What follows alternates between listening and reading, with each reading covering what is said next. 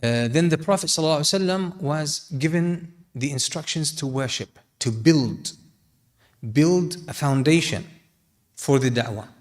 So that means in Islam, before you go public with your da'wah and your advice, which is very attractive today and very accessible with social media, everyone can become a teacher, a sheikh, a figure, a celebrity, right?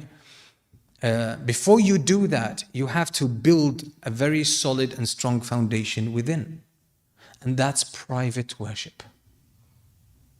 You know, going public with any kind of endeavor is extremely risky business.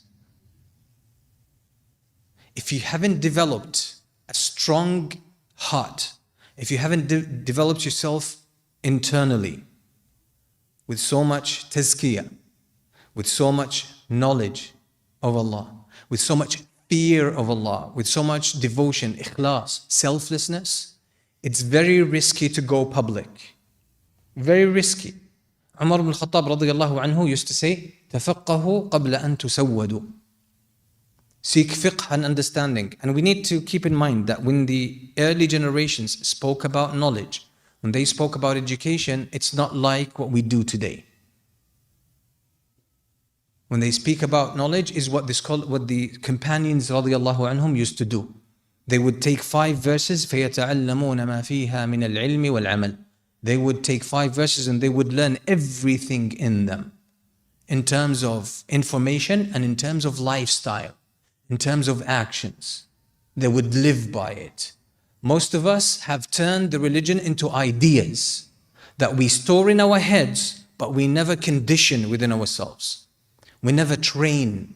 It's just like someone who studies human physiology and proper kind of workout and exercise, but they never lift a weight. They never go to the gym. And they can probably coach you. They literally can coach you, give you instructions, and might be very good advice. But they themselves can never bench press.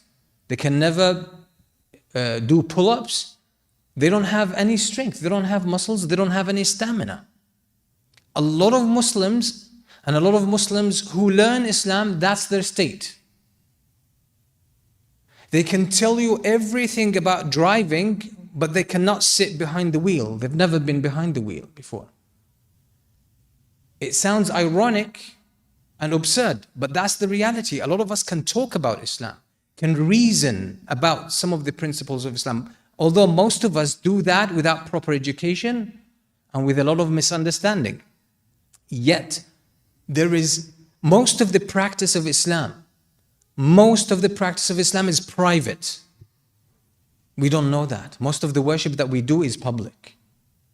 It's our obsession with people's attention, people's recognition,